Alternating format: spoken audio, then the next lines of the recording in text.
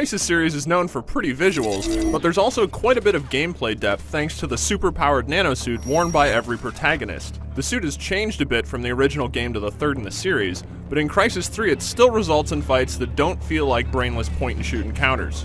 So what can the suit do? First, if you take damage in battle, it'll automatically repair itself if you're out of the line of fire.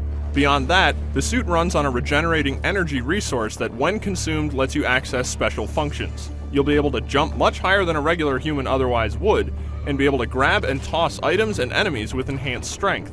And if you're near an abandoned car in Crysis 3's forested version of New York, you'll be able to power kick the metal husk towards enemies. The suit's two toggleable active powers include boosted armor, useful for when you're charging directly into enemy gunfire, and cloak, useful for when you'd rather creep around a battlefield and silently slay the enemies that block your progress.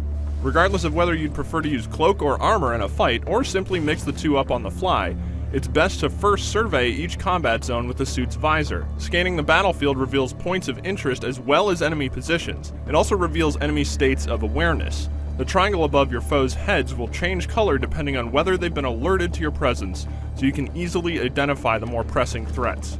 You can always cloak again to stay hidden, but cloaking consumes energy, as does shooting while cloaked or moving quickly, so you can't just rampage through a whole level with the power active. You need to take breaks to replenish suit energy. If you're a good shot, mixing stealth with Crysis 3's bow is an effective way to clear out enemies across long distances. And if you don't care about stealth at all, you can ignore it. You'll also unlock additional suit powers throughout Crysis 3's story mode. Though there are many different unlocks, only 4 can be active at a time, so you'll need to consider which 4 might be the most effective to back up your approach to each fight. With multiple ways to mod weapons on top of the suit powers, it seems like Crysis 3 will deliver more flexible gameplay than a standard straightforward shooter. It's out later this February for PlayStation 3, Xbox 360, and PC, and for a lot more on Crytek Shooter, keep checking back with IGN.